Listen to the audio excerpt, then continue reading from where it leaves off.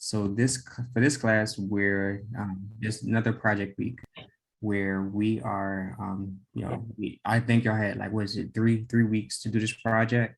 Um, Yep. and y'all can, I guess you can just take it away from here. You can start off talking about like what it was built in, and just kind of share your screen and show like what y'all did or whatever. Can everybody see the screen? Yeah. Okay. Yeah, my name is Terrence, and I'll be presenting on behalf of the entire class. We all worked on this project together to build an e-commerce app in React. So I put together a couple slides, not many, but what I wanted to do is just show you a screenshot of what the goal was. So our goal was to recreate this website, not make it functional, but get all the visual pieces together of this website was the goal. And we did that in React. And what I want to do is I'll start by just showing you the website. Then I'll go into some of the concepts we learned along the way and were able to apply in this project. Okay, so that's a screenshot of what we're supposed to build. And here's what we actually end up building. So we have some products, categories, filter by, search, favorites. We have our page buttons at the bottom here. Filtered by price, size. Again, none of this is functional. It's all visual at this point. And so, yeah, that's what it looks like compared to, what the goal was.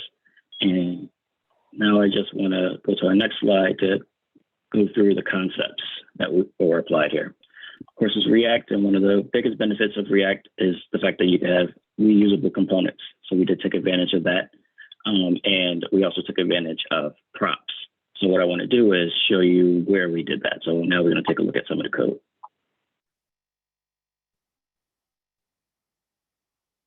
So we took advantage of the props feature and the reusable component using the button component that we created. And we basically created a reusable button with props so that it can be rendered throughout the app with different styling. So, we have props for let me make this full screen. We have props for the text, height, width, and so forth, and all, style attributes, but they're passed in as props. And then they're rendered throughout the app. One of the places that it's rendered is the product component. So one of our style button or one of our button components is rendered in the actual product.js here, product.js component. So that's one of the features. And let me go back to the slide just so I can stay on topic. And so that's how we use reusable components. We used it on the button component there, and then we passed in props. Another thing we used is object destructuring. So I'm going a little bit out of order, but that's another concept we learned and we were able to apply. And so we did that here with the props because the props, is technically an object. So we set the const, we destructured it, and set that up here. Another concept that we learned and was able to apply is the React list. And that was a key part in getting all of the products on the page.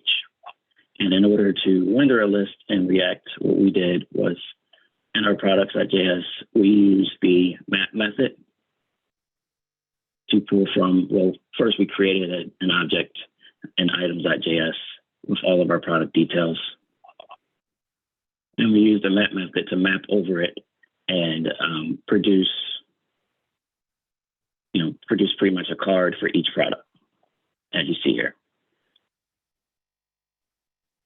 And let me just go back to slide one more time. So we used conditional rendering, and actually we didn't do conditional rendering yet. So that's the React list. And then we did also take advantage of conditional rendering, and we did that with the different tags here. So you see a tag of new, bestseller, hot promo. As you'll see, they're not on all of the products, just some. And so what we did was, if we go to the products component, we used the and ampersand operator. And if the item has a tag, then we will render it. If not, of course, when you use and, you don't need an else. It's just either you render it or you don't. And so that's what we took advantage of there.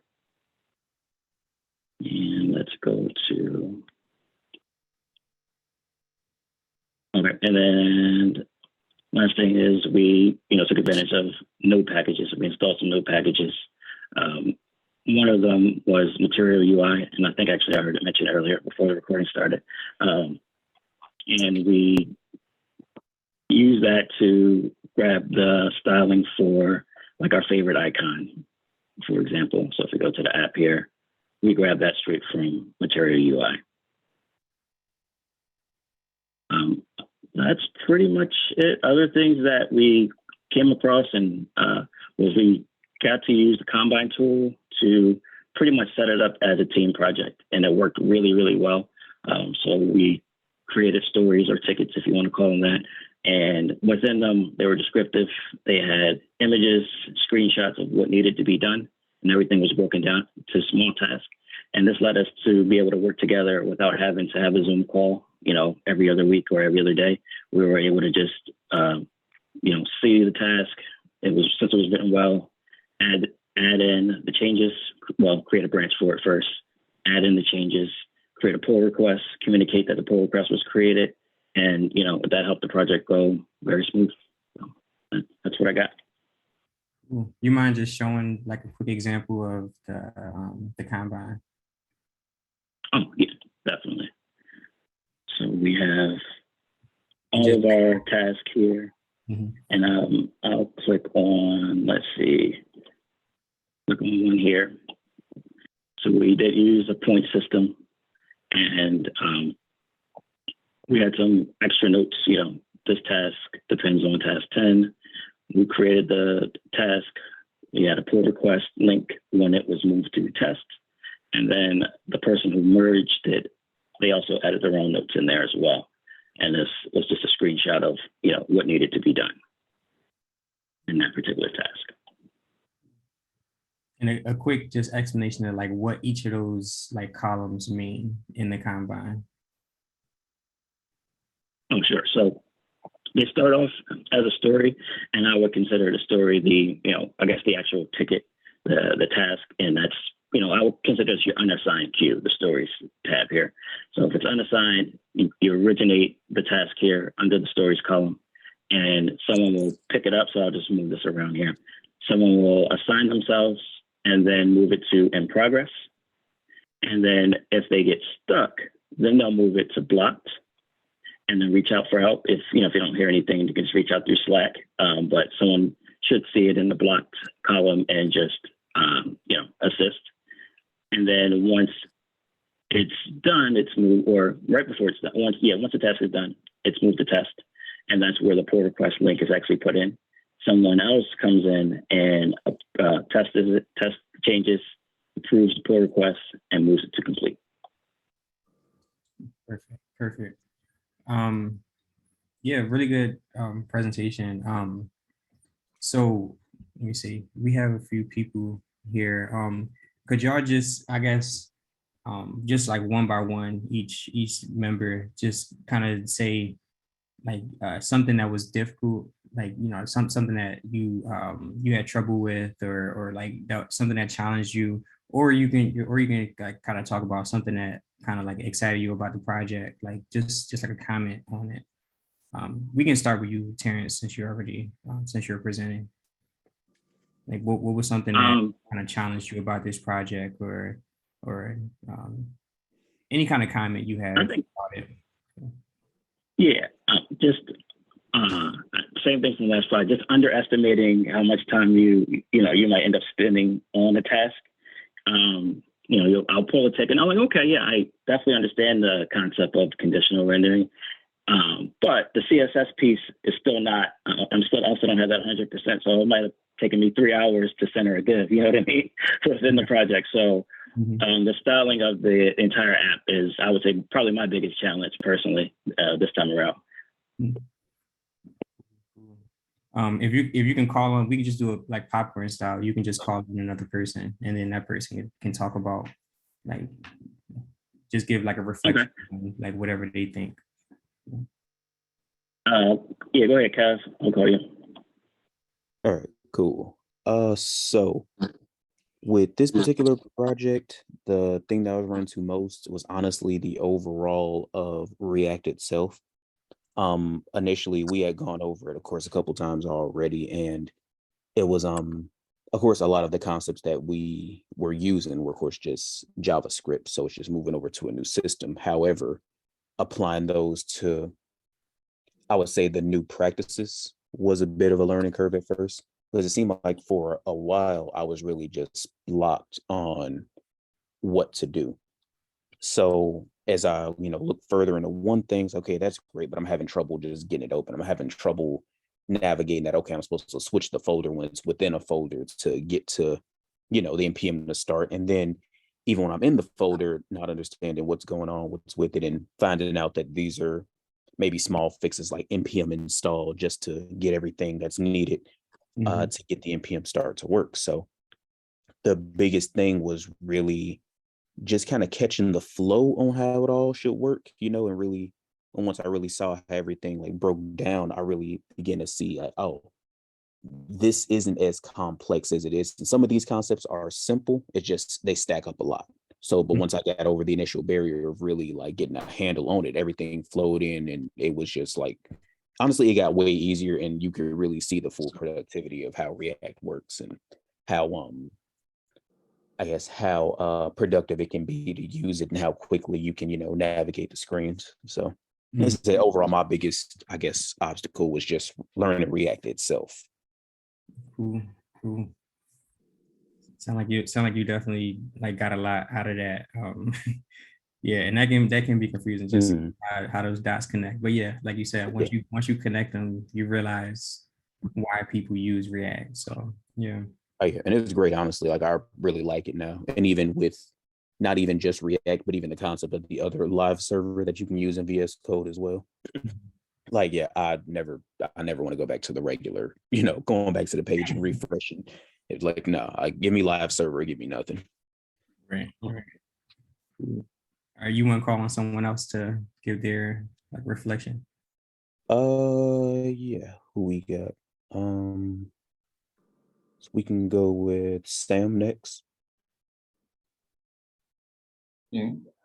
The problem I had was like deciding what I should put as a component and what I shouldn't put as a component in React. So that was my problem on the project. Yeah, it definitely is like a skill to be able to like determine like which ones should be components versus like just kind of like gathering everything together. So I'm glad you was challenged with that. And this is what's it called? This is definitely like the project for that. So yeah, for sure. Sam, you wanna call on someone else after? I'll call. Hey, question. If I can interject real quick. Yeah. So yeah, I got an open question to all of you guys because I really, I'm really in awe of how you guys came together and put this thing together. If you click back to the Canto board that you have, I'll see that you had a list of items and a list of tasks. If you can click on one of the tasks, like create React app, just click on one of those tasks. I'll see that you have a description and then you have the point system. Can you go into a little bit about the point system that you had and how you guys came, or just expound upon the point system a little bit? Yeah, that was something as they had demonstrated to us maybe a few weeks ago.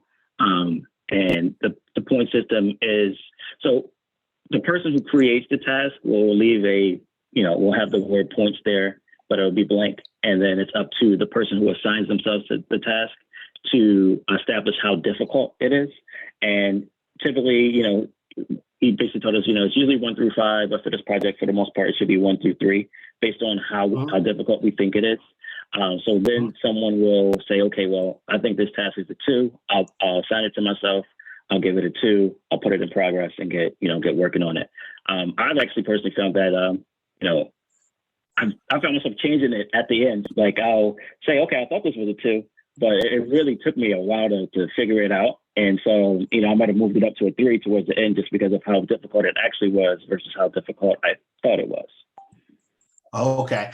And in your development and design, how have you found that point system has either helped you or has it hindered you? Tell me about how has that affected your development? Well, I think it helps from the standpoint of kind of knowing what we're getting into and setting aside the time to get it done. So if I know it's a 3, I should start it now and not, the night before, for example. I think that's probably the best way that the point system helps. It's just us being able to gauge ahead of time, how difficult a task is going to be before we get working on it, and then we can prepare better for it. And Terrence, let me share my screen real quick. It's just for the video, so I can give like a quick explanation on like what that means, and then you can share your screen after I'm done. So basically, the point system is the Fibonacci sequence. People that a lot of time, whenever you're like you're trying to rate how a level of complexity, you want to use the Fibonacci sequence. So this is literally a level of complexity. We can see that we have different numbers here. We start off at 1. We go to 2, 3, 5, 8, 13, 21, and 34. And each of these numbers is calculated from like adding the previous 2 numbers. For example, 21 came from 13 plus 8, 13 came from 8 plus 5, 5 came from 3 plus 2, so on and so forth. So as the task gets a higher level of complexity, it'll get a higher number. And that level of complexity can sometimes translate into the amount of time it's going to take for a ticket to be complete. Now, time is not the goal when we do the points. It's really a level of complexity, but the rule of thumb should be anything with a level of complexity of 1 and 2 should be done within like the first day. 3 may spill into like another day. It may take like 2 days to do. 5 could be like 3 days, maybe 4. 8 could be like a week, so on and so forth.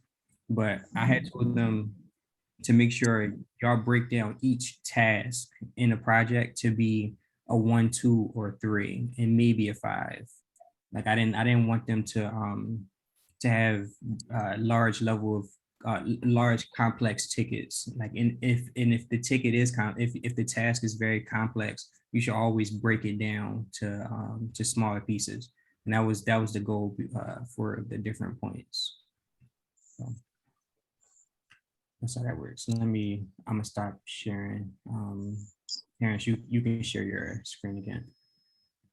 Okay. Yeah, and like I'm glad you jumped in, Talani. Like anybody else, like Mitch, Ron, like y'all free to jump in and like say y'all like your thoughts on it, or like any questions y'all may have had. Yeah, I have a question. How did you guys deal with the responsive design portion of it? Is it responsive?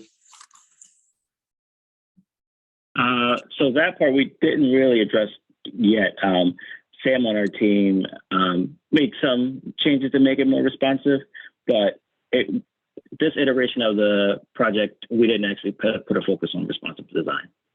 Okay. Right. Yeah, just for some context, like they wanted to make it responsive, but I was telling them like, yeah, honestly, like the goal of it is just for them to use like mirror like the anatomy design, or like the molecule Atomic design. Yeah, atomic design, right? Exactly, atomic design. I keep getting that name mixed up, but yeah, just so they can get a feel for like I told them to break down literally everything into the smallest components possible. But I wanted them to get a feel for like when it makes sense to break something down. So this is more about architecture than the output. Exactly. Okay. Exactly. Yeah. Yeah, where did this design come from? Yeah.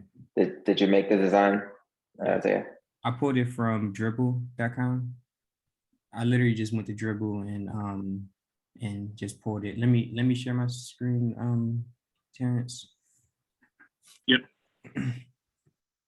Let me share this. Okay. So Dribble is a really good website to pull designs from. We'll get inspiration from. I just steal the designs, to be honest. But like if I type, let me see. Let me just log in real quick. Yeah, I get a lot of inspiration from here too. Yeah. Yeah, I think maybe you gave me that tip. Yeah. It definitely improved on my designs. Right. And just for the video, like landing page, and you can I spelled that. I got the I, but it's fine. Yeah, just click on the design and get it. Yeah, I literally just chose a rent. I think I typed e-commerce and then I just pulled the PDF from here and asked them to recreate it. And the goal was because like on the job, and it's just for the video, like on the job, you'll have like UI UX team, and they'll give you a mock-up. And like that mock-up, they normally want you to like make it pixel perfect. So this was to simulate like them getting a mock-up from the UX team. So that's how that worked. Another thing I should note is like just kind of my like thoughts on seeing like the class work on this. Like I can definitely see that y'all are a lot more independent because like some of the classes I even asked y'all to just kind of like start on your own, like without me being there. And by the time I actually get to class, I already see that y'all already like, you know, the wheels are turning, like everyone's asking questions, like somebody already sharing their screen, like that. And that's really the goal of this, like to get y'all to like be self-sufficient and like just like self-starters and leaders really. So, and that's why we have the Terrence, I made you the like the group lead just so you can get some experience with something like that. So y'all definitely did a really good job with that. Just kind of like my thoughts on it. So, Yeah, and I want to just second that and just thank everybody on the team too for just, you know, contributing and putting in a lot of work to get this done. Everybody definitely did their part and did their thing on this. One thing I really liked about the Combine tool too is I think it almost makes it, at least in my mind, it almost makes it almost like competitive. Although we're on the same team, you know, everybody wants to make sure they have tasks in that completed column. You know what I mean? Everybody wants to know that they contributed by the time the presentation happens. So I think that adds you know, a layer of enthusiasm and even getting it done on time. So right. And yeah, I remember that first project y'all had. Some people was like doing the task that somebody else already did, so it was like a lot of overlap. So this combine, Right. I'm glad we moved towards that. And again, like that's going to be like the JIRA whenever y'all actually go to the job, but it's the same concepts, the same. You know, you start on the board, you have a ticket on the board, you move it over as the ticket progresses. So y'all got experience with that now. And another kind of benefit, I don't know if y'all noticed, like with breaking things down like to those like small numbers of points, was that you get a quick what's the word, some quick like a quick win. Like it's a small task, you work it down to a very, you know, minute whatever, and then like the more and more you complete, you keep getting different wins, and that builds your momentum and keeps like your like confidence going. So not only is it like showing, you know, a potential product owner or whoever is looking at the project to be done, like it gives them a sense of where you are, like and down to the like the small steps. It also gives you the motivation to keep pushing forward because you're seeing that your papers are actually getting done. You're physically moving stuff over to the done column the whole time. So yeah, and it looked like y'all definitely used the tool like y'all was supposed to. And I guess one other thing that like really impressed me was how y'all was using like Git or whatever when y'all was just so we use Bitbucket. I don't know if we said that in the video, how y'all was using Bitbucket and like really collaborating, like even getting stuck with some of those Git commands. I know sometimes y'all had those merge conflicts, and like we had to try to figure out how we're gonna like fix those. Like even y'all just getting all that experience, like that helps with whenever y'all actually go to the interview. So Oh, I have a question. Do you guys do code reviews during that process when things need to get merged in? So a little bit. So we, for the most part, we were just testing for functionality. But there were a few times where I did look at the, I tested something out and assisted with, changing the syntax a bit just to clean it up before the merge was completed. So I would say we did a tiny bit of that. I wouldn't say that was the main focus though. Okay, cool.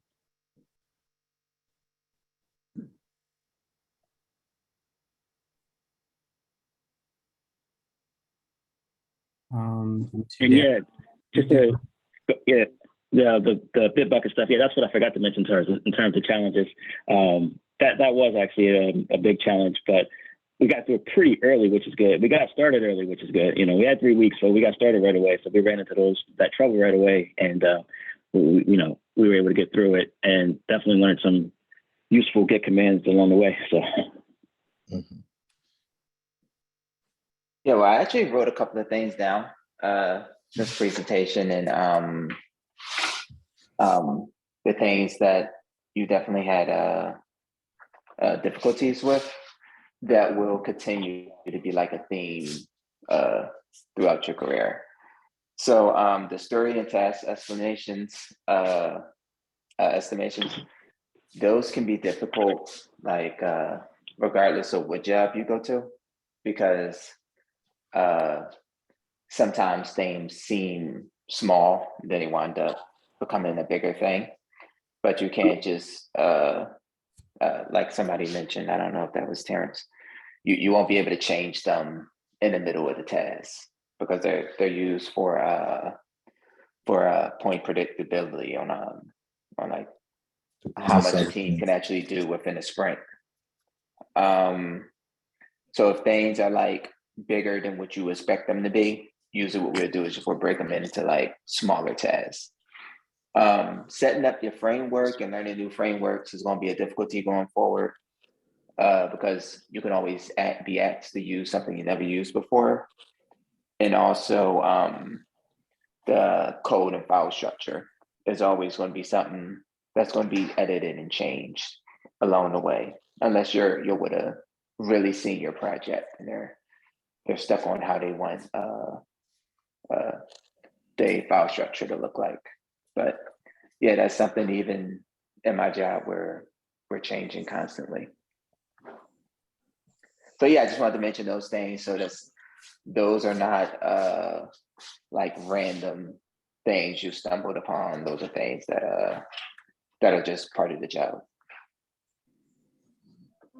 I'm glad you mentioned that. I don't know if I told y'all, but you had mentioned like the points being basically a way for them to get some type of metrics on like sprint predictability. So a sprint is, I don't know if I told y'all what a sprint was, but a sprint is basically like the time frame they give you to complete your task. Like they'll give you like 5 tasks or whatever, and they'll say you have like it's normally a 2 weeks. You have 2 weeks to complete it. Like I guess for our example, I give y'all 3 weeks, so that would be like your sprint, the sprint that y'all have. So every 3 week increments will like assign you more tickets, and then you have that amount of time to complete all of the tickets. And it's definitely another important point for me to highlight is whenever you do point, it's not always going to be accurate. and that is the point. That's another benefit you get from trying to break down tickets as much as possible. Because like Ryan was saying, sometimes you're going to point and you're going to give someone 3 points and it's going to be really like an 8. And like you just didn't know that it was like that difficult to complete because you looked at it from a surface level, and it wasn't until you start digging into the code where you start to realize, okay, actually there's going to be a few moving parts to this that I didn't account for. But like you were saying, like it's important to keep the points the same, whenever you do get on a job, even if the points end up becoming higher, and that's only because like of the metrics they get from those the points basically. Like if your team is averaging, let's say 30 points every sprint, they'll expect y'all to complete on average 30 points a sprint. And then as your team becomes like more mature, you'll be able to make better predictions with like how much time or how complex a ticket really is using those point systems. So it just kind of you see like the progression whenever you're working somewhere for an extended amount of time. Um, yeah. Yeah, and also I wanted to say, in most companies they have what is called a refinement meeting, where you take some of the roadmap items and you talk about it and discuss it as a group, and you break down tickets, and sometimes a lot of the points you get your points, so you decide what the points are going to be for the story at that point, where you guys talk about it as a group and then kind of form a consensus on how difficult a certain story is, or at least get more information about it. And you can take that opportunity to ask a lot more questions to understand the scope of what you're working on, so you can make a good assessment.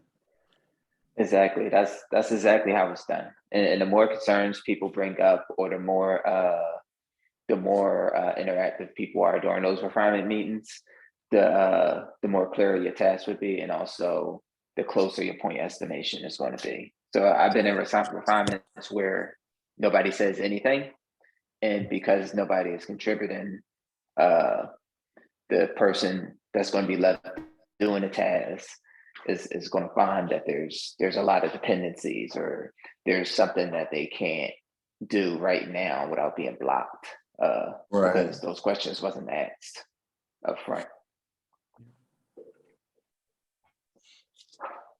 Yeah, that's why it's really important to say something when you're in those meetings, or ask those questions, because and even when you asking questions, don't think that like your question is like dumb or whatever. Like there's always going to be something that you don't know, and just being comfortable asking those quote unquote like dumb questions is the only thing that's going to like help you grow. And it shows. Like I've seen people ask some like really like silly questions, but because they keep asking questions, they get to a point where it's like, okay, now you know stuff that I never even like knew before. Like how'd you even like learn that? It's because they keep asking these questions. So like I've definitely seen that happen.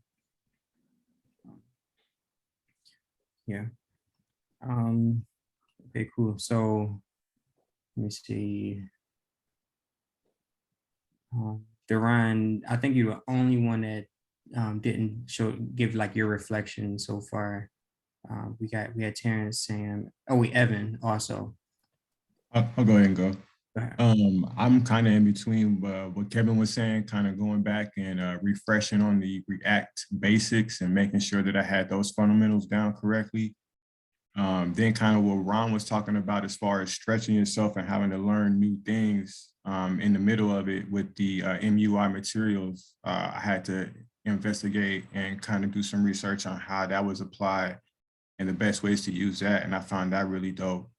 Then lastly, for me, some of the challenges were just dealing with the merge conflicts and stuff like that, and having to, learn how to attack those and the best ways to remedy them. So, all in all, it was a really dope experience. Cool. Evan, you want to give your just reflection on like the project?